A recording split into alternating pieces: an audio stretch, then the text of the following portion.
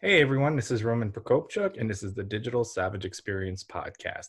Today I have with me Tracy Lamourie. Tracy is the founder and managing director of Lamourie Media, the author of the upcoming book, Get Repped, Build Your Brand with Effective Public and Media Relations, and the 2020 Woman in Media Award winner for Woman of Inspiration. Thank you for joining me today. Thank you so much. Happy to be here. Nice to talk to your audience. So tell me a little bit about your journey. How did you get to where you are today? So it's a long process. The straight business story is 8 years ago. I started freelancing. 5 years ago, we created a general partnership, and just recently during COVID, we actually scaled up to incorporate. And all along that time, we've been getting increasingly more impressive clients and all that stuff. But also, I should start by saying I'm a publicist, and I first learned to write a press release actually to do a little good in the world. Way before I ever thought about becoming a publicist, I was just in marketing and in sales, working for other people. And I heard about a case of an innocent guy on death row who was still on death row at the time in Philadelphia, in Pennsylvania, and just became involved with that case. And we had a radio show prior to that, so we were used to kind of taking up causes and getting messages out to the world. Our radio show was no longer, but it ended for about 2 years at that time, and it was the early days of the internet, so we were kind of using the internet as messaging the way people are using podcasts now and getting ideas and thoughts out there. And we became involved with this case.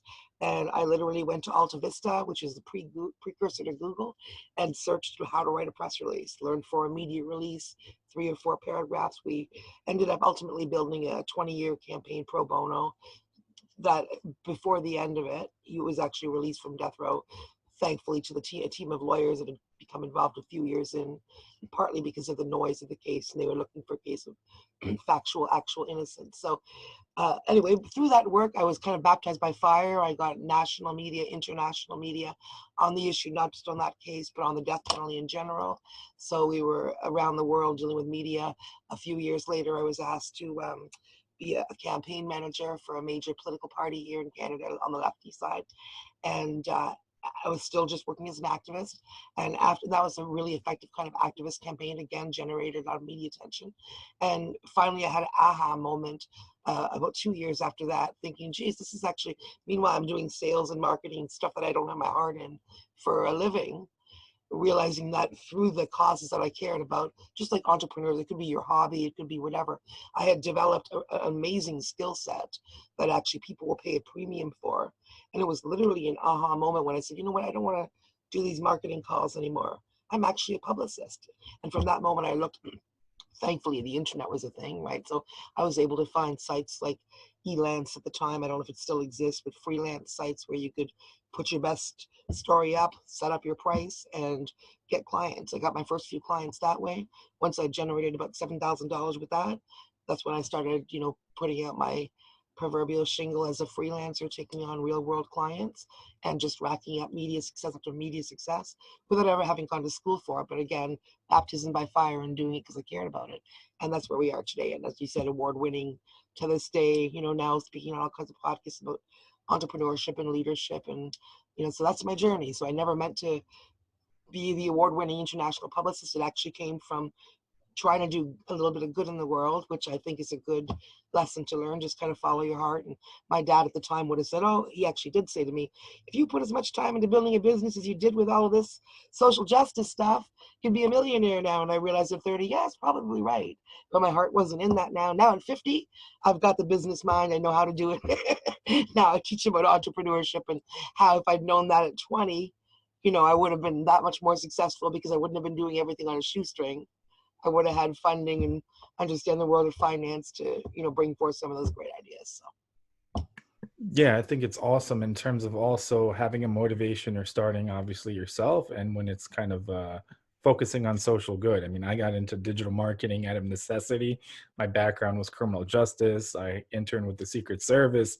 And out of necessity, I jumped into it, learned it myself, and then have been in the field for 12 years. So I think when you want to apply yourself and you really want to learn something, whether it's necessity, whether it's driven by kind of a greater good, you're always going to kind of turn out on the right side of that. Right? It's like you have the yeah the the wind under your sails or whatever. You end up in the right place. So, I mean, and now we laugh because that gentleman was Jimmy Dennis. He was released from death row in 2017 on evidence of innocence, and not only that, but now he's back, in the recording studio and making amazing music. Rolling Stone did a big piece on him. So now we laugh that when we met, my husband and I were just in our 20s doing telemarketing, and he was some guy on death row nobody was listening to, saying he was innocent. And now he's, being recognized as an artist. He's in Rolling Stone. We're internationally recognized publicists.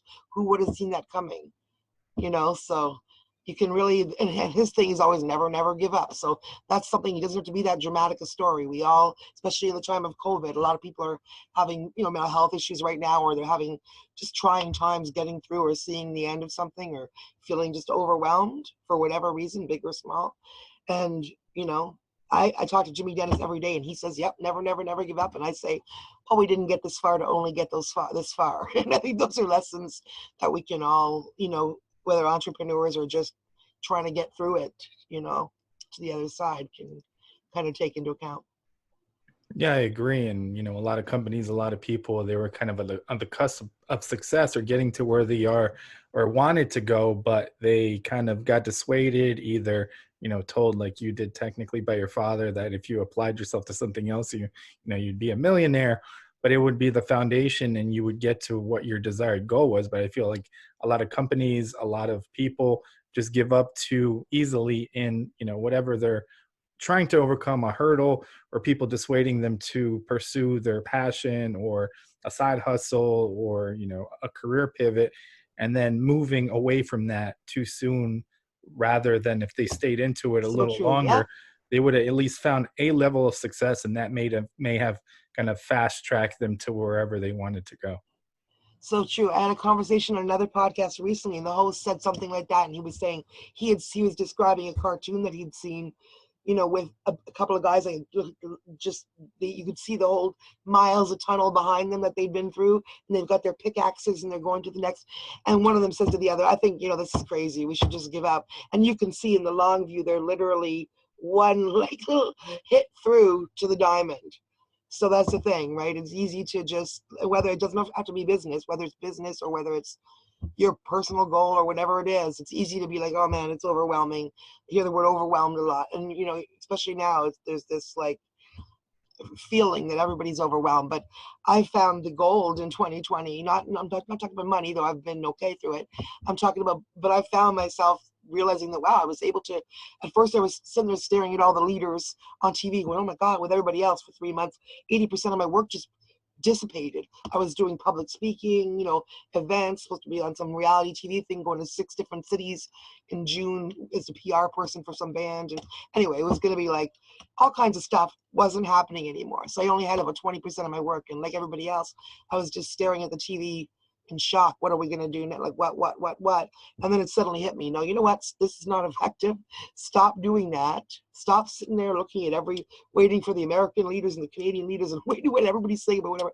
Just go to your desk and do that 20% of work that you have left. And I did that. And then, you know what? Then there was 30, and then somebody else came in and somebody recommended. And all of a sudden I had a plate fuller than I did before COVID of different things. So, I've been lucky that way. Not everybody has a business where they can do that, but whatever it is, it's a lot of it. And I'm not one of these happy dippy mindset people either, because I think that can be kind of toxic too. But I've literally lived the truth of that. Like, I've surprised myself in 50 years by saying, oh wow, that literally happened because I kept going, or because I didn't let that stop, So I've learned lived experience in life. And even if you're, the fat girl, the crazy red hair girl, whatever, you show them what you can do, and then they come to you, eventually. So Yeah, I mean, in that situation, kind of people are forced to acknowledge you because you become relevant, regardless, like you said, mm, regardless of where you come from, what you look like. If you become an expert and you become viable, and you're seen in the market as a market leader or an expert in exactly. your Then field, you yeah, can't necessarily be ignored because obviously you're yeah. causing noise in that industry. Yeah, exactly. Just my husband was saying, we were disruptors before they were calling it that. But it's true. I find it funny now because I'm often on like really high end podcasts talking about, leadership and entrepreneurship and business advice and all that stuff. And then I laugh because they're like huge audiences. And I remember, 15 years ago, I'd go into those places and they'd be like, yeah, I'd love to hire you. I know they'd be thinking, I'd love to hire her, but I don't know about that hair. And I'm like, yeah, well, hair's kind of my brand, and now it doesn't matter. If I go into a room and they don't know me, sure, maybe they'll still be like, "Who's the red hair girl?" But if my reputation precedes me, then they're all gonna be like, "Oh, come on my podcast, come."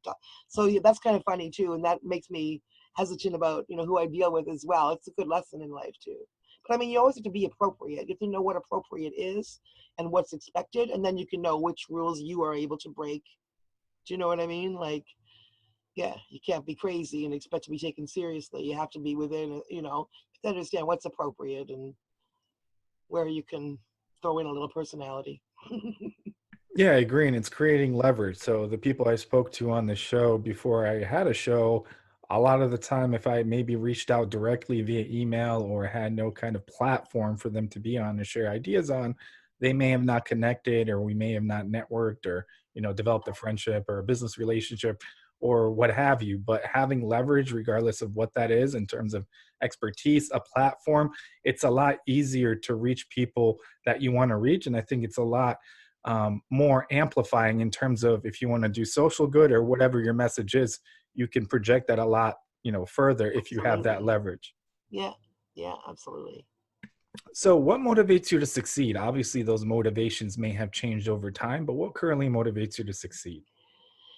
I guess it depends what succeed is. I mean, like first, what succeeds. So succeed is two parts. Me, number one, it's the everyday immediate successes that I get from my stable of clients, which is 20 something clients across fields doing like super cool, amazing things from entertainment to social justice stuff to change world changing stuff across continents, right?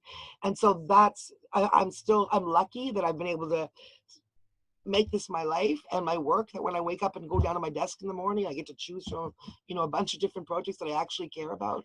So that's number one right there, is success. And I work 18 hours a day, to do that. And some people are like, well, you should charge more and have less clients. And I'm at the stature now where I could do that, but then I would be saying no to a lot of people who don't have other people to tell their stories, you know? So yeah, so that part of success is me being able to like live a life that other people even view as successful, where I'm able to go and do the VIP parties when there's a VIP, the stupid things that don't matter that much to me but are cool. Like I like travel, but I'll be the VIP party, whatever. Other people that care about those things are like, wow, she's successful, which, as you said, allows me to amplify and bring attention to things that they're not paying attention to, because I still have my activist heart. So that. But then the other side of things now, as I'm older, as I'm 51, I'm starting to think about things like older people do. I never saved any money for retirement. I never thought about the education of the kids and all that, because we were just living life. We weren't in a position to really save. We were just day to day. So now I'm thinking more. My husband's all about the cryptocurrency investing. I never listen. He's got numbers on a computer that supposedly are money. I understand, but I don't want to know about it or learn about it. And but generally, yeah, like so now I'm growing my business where I never thought about that before. I never thought so much about, like, now we're scaling up. I would have been happy before to just keep on doing what I'm doing, just make my little income. But now I'm thinking about becoming a job creator, because I see that I can continue. It's not hard for me to get clients. The only thing that stops me, I mean, I don't even look at this stops me getting more, because I can only serve so many in a day. So now I'm incorporated so that we can make that jump, because I could get 10, 15 more clients once I have a trust in people that I know they'll do the work. And then I could be employing 15 people in my community, 20 people internationally. I mean, wherever, there are good publicists that I could find and support and help grow. And yeah, so those two things, like, one is actually thinking like a business person now, which is actually new to me, as opposed to before, just it was an activist turning the ability to make messaging public into a job, into an income, right? At the same time as I kept doing that, as an activist. And now I'm like, okay, now, but I have a business consultant who explains to me how that works in the back end and makes sure we do this and we do that. Now we're shares, and now we're the managing director and the founder, and we're also the shareholders and we're also the employees and all that stuff with the annual meetings and all that stuff that I didn't have my head around before, but is important. So now, because I want to create jobs. I'm in a different headspace now where I see what it is to be successful. And instead of being someone that was, all my friends were on the bottom. We were, we didn't grow up in the corporate world, not the bottom, but I mean, we didn't know how to get to the top. And now that I see that I'm almost there, not necessarily super top financially, but getting there and knowing how to do it now, because it seems it's easier and easier for me to make money now, where before that was a challenge I couldn't break, you know? Even if it's not like a million yet, now there's never need anymore. There's never a worry. There's always, so now that I've done that, I'm like, oh, wow, you know what? The world is full of money, even now, even in COVID. It's just a matter of framing yourself, doing this, like finding your niche where people want to give you some of it for your good work. It's out there, right? So it's literally a mindset thing. And that's why I hate sounding like these mindset people. But I've noticed there is some truth, there's a little truth in everything, right? And there's a lot of truth, those nuggets of truth that we hear repeated. That cliches are for a reason. Some of them, once you've lived them, you're like, oh man, it's literally like even that thing they say about money, like scarcity, whatever they call it. For years and years, I would never go out for dinner. I would never think about treating someone else for dinner. I didn't have much money and always worried about would I have more in 3 days. And then a couple of different things happened where circumstances forced me, I have to go out and spend that money. I have to go out and do that. And then you know what? It always came back the next day, and sometimes came back the next day in double. When you take someone out for dinner, instead of worrying about whether it's, I mean, honestly, instead of worrying about, geez, if I take someone out on Monday, am I going to have enough on Wednesday? Like, because you really are worried, not because you're greedy, but you really are worried. But you know what? Something just do it. You know what? Share it, and it does come back. To do it, there's a trust and act in accord. Don't think that you're in a space where you don't have. You have. You're gonna get. You're working towards, and just be smart, but also feel like you deserve it and act that way instead of acting like you're not gonna get things, because then you're telling yourself you're not as well, right? So. Yeah, I agree. I think you need a mindset shift at some point if you truly want to scale, and if you want to truly grow, you need to be able to have other people around you from different skill sets. So you obviously may be an expert in one thing, but the back end on running an agency, or the financials, or different other aspects of whatever it takes to run a company business, startup. If you don't necessarily have that and you try to do that all yourself and juggle, you can't necessarily get to a point where you can scale and create jobs like you said. Exactly. You'll just stay, you'll be great at what you're doing. Like if somebody hadn't come in, like my Jane McCormick, my McCormick Consulting, my awesome business consultant, like if she hadn't come in, I would have gone quite comfortably at, this income level that supports my family, but isn't going to be able to go higher because I only have so many hours in a day. I can, and I don't want to charge, I could go higher because if I only took on those clients, I could pay that high end, but I'm not interested in only taking on those clients that can pay that high end. I do some of that, but I honestly, legitimately, truly would not be happy if I was saying no. I wouldn't feel good about myself. It was, especially now in COVID, people are not able to, half my client base wouldn't be able to afford the rates that I am able to charge some of my clients, right? So, you have to be like, I want to see things grow. Like I always say, I'd rather, instead of going and working for craft company and helping them put their message out about cheese, just using them as an example, I'd rather help, nothing wrong with them. I'd rather help, somebody with a vision, whether it's an artistic vision or whether it's a business, because I know the skills I have. And if you give me, this much money, enough that I can work with it, I can multiply it, I can amplify what you do, I can make it big and exciting, I can turn you into a celebrity, and then you're going to be like, wow, you're so excited, and a year from now we're sitting there high-fiving, look what we did, and that feels like, back to your other thing, what is success? I wouldn't feel successful if I turned into a different person where I was just that corporate person, only choosing 5 clients a month who pay top dollar. Okay, great. I mean, I love travel. I like the pretty things money can buy. I've become way more used than I ever thought I would to like fancy hotels because they're paid for me when I go on trip. I used to be like, whatever, give me the cheapest thing. I'm just gonna be walking around the city anyway. Now I kind of like that, hot tub. I got a little spoiled. But but I mean, I haven't changed to the point. If that's not what's important. If you put that and the parties and the travel beside, but you can have all of that, but you're gonna have to stop doing that this messaging for this person, this kind of thing. You're not going to be then who, no, maybe for a year, to build up some money for my family. But then no, it's not going to work. So, yeah. Yeah, I agree. So, what's one thing you may have seen as a weakness in yourself in the past that you've turned around and utilized as a strength today? Um,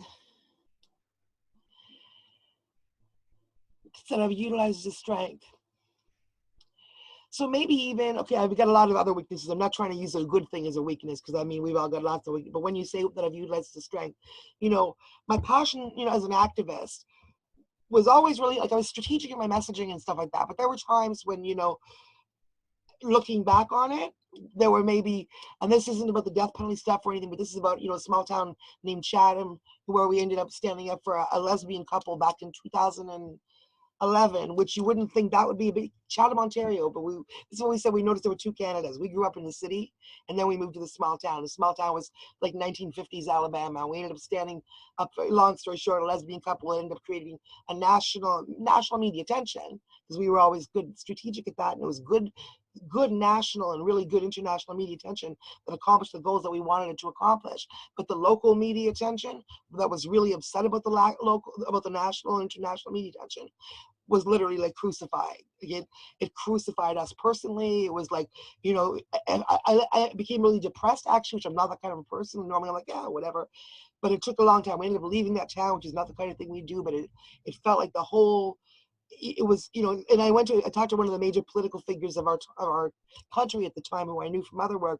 And I was just like, oh my goodness, it's crazy. I can't believe the newspaper said this, this Karen Robinette person wrote this article. And he literally said to me, and this changed my whole mind and made me understand this was where I was mistaken and where I had a mindset that changed me later. He said, what just happened to you was a clear example of a clear political smear job.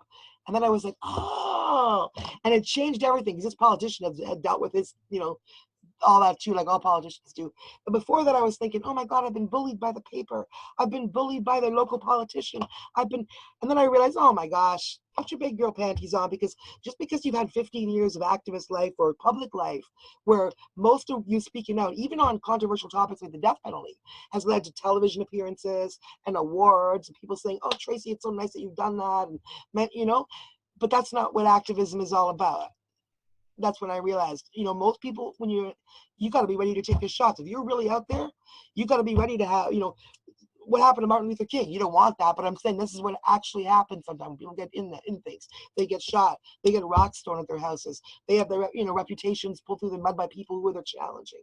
All that stuff is the price of activism sometimes. And like, I can't remember which famous Black author said it. I don't know. I think it was Maya Angelou, but I don't want to misquote. I think it was Maya.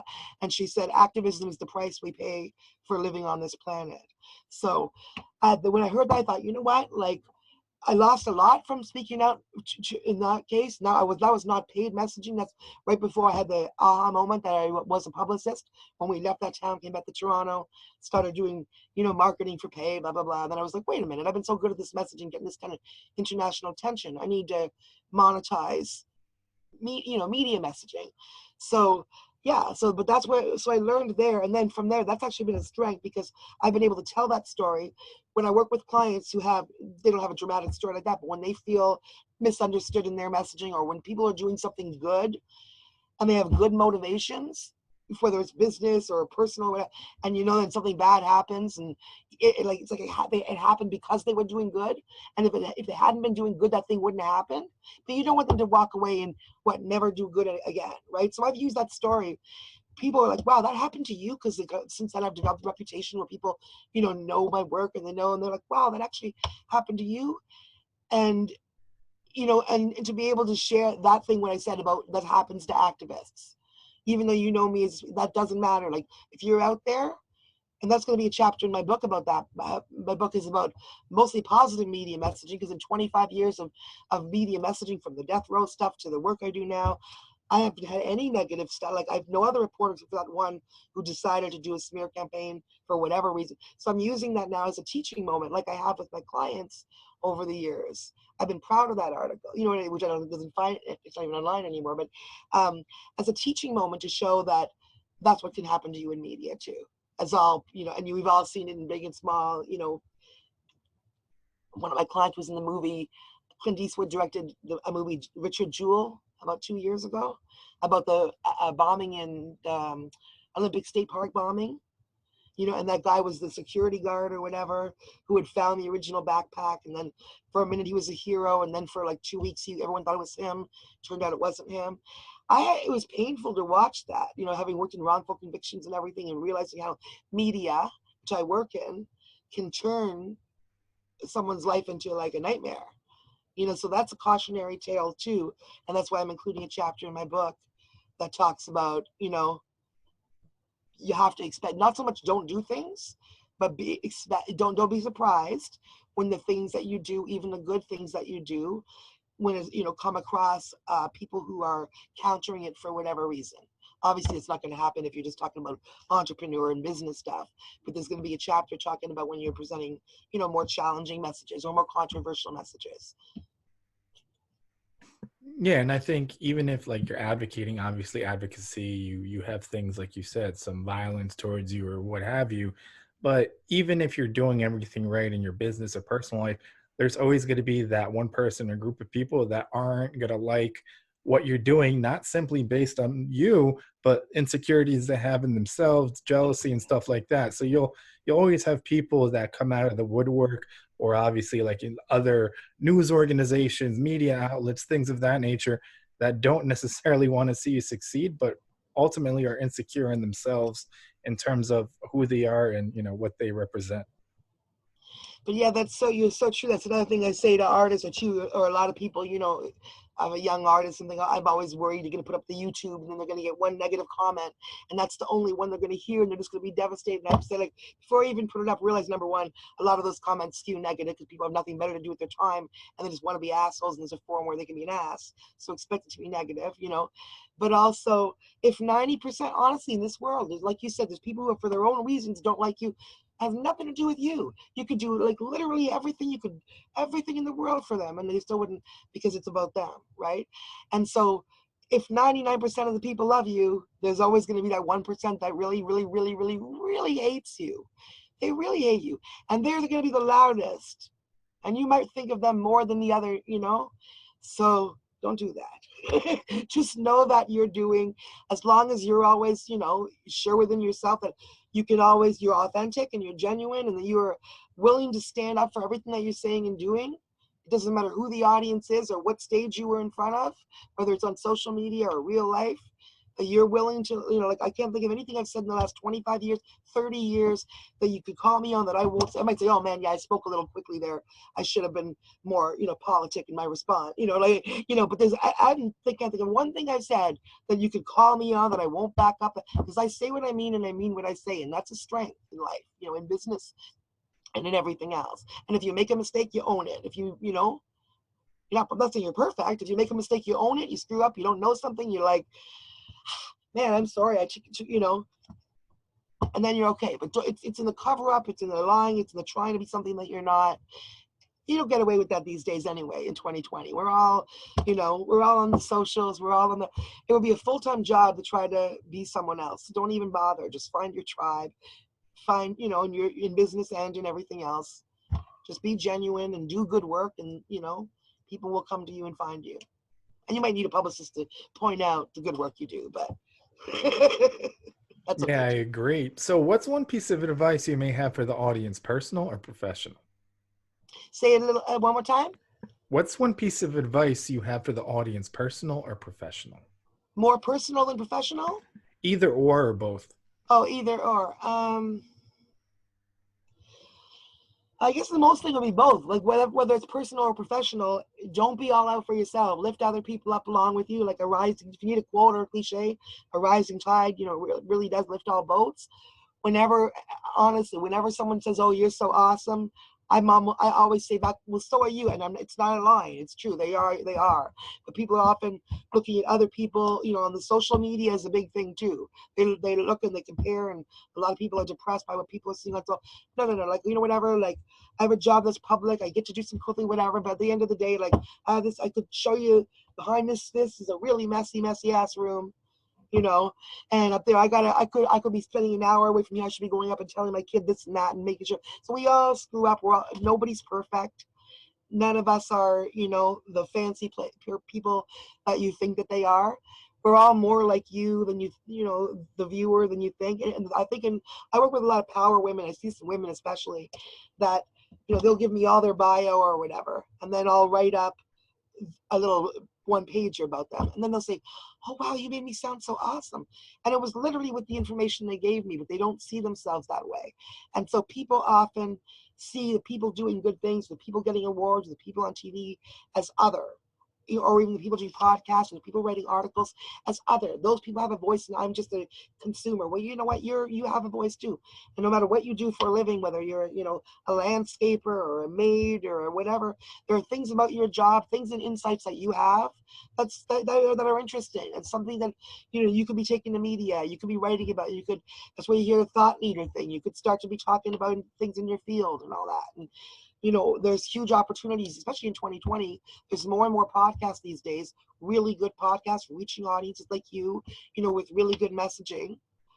And there's more and more opportunities, to learn about the things that we don't know, because none of us know what we don't know. Like 80% of entrepreneurs, if you're sitting here thinking, I've never thought of a publicist for a business, you're like 90% of entrepreneurs. They don't think about that till they're corporate and they have a communications team, which is the PR team. But entrepreneurs, is a million, literally, media opportunities every day that I find. I have clients, right now I have a psychologist, a diversity, other than I have tons of media people, obviously entertainment.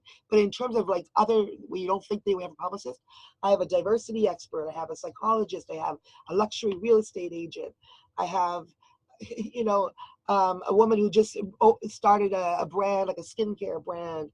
I have a mortgage expert. Like, all these people can speak to their own expertise. And I find them all, the SEO expert. I find them media opportunities, mainstream media opportunities to be quoted. And then that elevates them. So when a potential client is going to look at their website and the other guy's website, and this one's got 15 media and this one's been good at, they go to the media because people like media. They assume that means you're the very best at what you do. If you're on TV, TV must have looked far and wide for the very best speaker. No, generally he's the one who gave them the idea, or he's the one who had the publicist. But the credibility that it brings is more than you can buy in any ad. So I would say, to answer your question without my babbling, on a business perspective, if they have a budget for any advertising or marketing at all, they should don't do that for 1 month and put that budget toward PR. See what a publicist can do for you. I work internationally. If you want to try me, but or another, a PR team. So see what they can do for you with your regular ad budget, because then even if you don't hire them again, then you'll have an understanding of the PR side of things, the kind of opportunities you're missing, what they're, seeing. You'll see some of their strategies. Some of it you might be able to do yourself, like putting out press releases like corporations do, but most entrepreneurs aren't. Do that. And yeah, there's a few things you can try yourself, but you got to be really careful before reaching out to the editor, because most entrepreneurs don't understand the difference between editorial and advertorial. So you don't want to reach out to the editor with something that is not news and burn your bridges. But definitely start thinking about media, and I'm happy to offer a free 15-minute consult, or look up a reputable PR team. But with your most PR houses, you're going to be looking at something like $3,000 a month, 3-month minimum to start. But that's where I do, COVID stuff. That I'll do different packages for people in the 500 to 1,000 a month range if they need it. But it depends. I'm just saying, if you have a corporate budget for marketing, put it aside. Try PR. If you don't, do a little research. Think about your story. You have a story in your company, and don't just think about the product, because you're not talking about an ad, but think about your story, why you do it, what's different, what you might be able to say about the market, what you might be able to tailor towards something like Christmas. You're too late for Christmas now, but New Year's, Easter, Grandmother's Day, whatever. Think about something that you're gifting the media basically with content appropriate for their audience. You're not ever asking for free ad space, or they'll be happy to send you to the ad department. They need the funding too, right? So Awesome. So I really appreciate you stopping by today. Can you let the audience know how they can find you? yeah. I hope you'll spell out my name for them, because it's a hard one. But if you have the spelling of my name, you can find me at Lamourie, or LamourieMedia.com is my website. On Instagram, Tracy Lamourie PR Media. And I live on Facebook, Tracy Lamourie. And on all of those things, you can see all of my more nearly daily successes for cross section of clients across industries. Awesome. Thanks again for stopping by.